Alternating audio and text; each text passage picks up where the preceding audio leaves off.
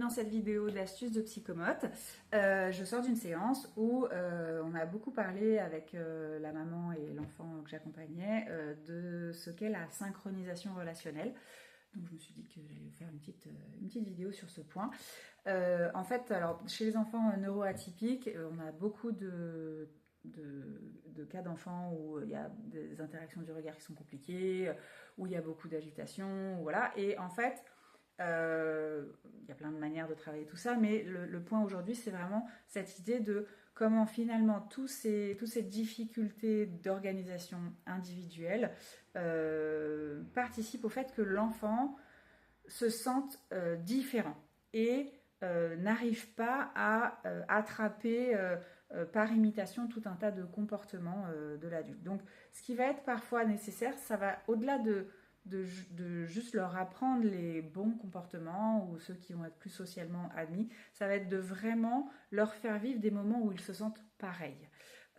C'est très très rassurant, sécurisant, soulageant, réconfortant, ce que vous voulez, pour n'importe quel être humain, neuroatypique ou pas, de sentir qu'il est pareil que l'autre. Donc quand eux, ils sont dans des comportements qui sont, voilà, beaucoup d'agitation. Je disais avec cette maman, comme votre enfant, il est très distractible, c'est un petit peu comme si, en fait, tout son environnement lui parle en même temps. Nous, quand on parle, bien sûr, ça lui parle, mais en plus, les objets lui parlent, les couleurs lui parlent, les matériaux lui parlent, le bruit lui parle. Enfin, tout ça, c'est un vacarme, tout le monde en même temps.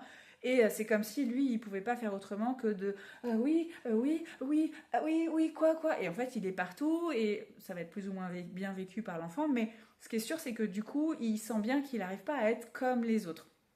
Donc du coup, au milieu de tout ça, ce qui va être intéressant régulièrement, si par exemple, là je prenais l'exemple pour cet enfant ce matin, qui a tendance à beaucoup sauter sur place, bien sûr que notre objectif, ça va être de l'aider un jour à avoir de moins en moins besoin de ce comportement où il sautille sur place, mais en attendant que ça arrive, oui, de temps en temps, ce qui va être super riche pour lui et pour sa construction, ça va être qu'on s'autorise en face, en tant qu'adulte, à sautiller au même rythme que lui quand il est en train de sauter. Donc ça va donner des scènes un petit peu comiques, mais c'est pas grave, où on va sautiller nous-mêmes à la même vitesse que l'enfant finalement pour se mettre sur la même fréquence que lui et que notre regard puisse être avec son regard et on fait les choses ensemble, on les fait, on est synchronisé et on est pareil en fait. Et juste ça, c'est jouissif pour les enfants. C'est souvent un moment où ils apprécient énormément, ça leur fait énormément de bien. Et dans les quelques secondes ou minutes qui suivent, ils ont beaucoup moins d'agitation, beaucoup moins de distractibilité, parce que justement, ils se sont sentis calmés par cette possibilité d'être comme l'autre, d'être pareil que l'autre, d'être à la même vitesse que l'autre, d'être synchronisé à l'autre.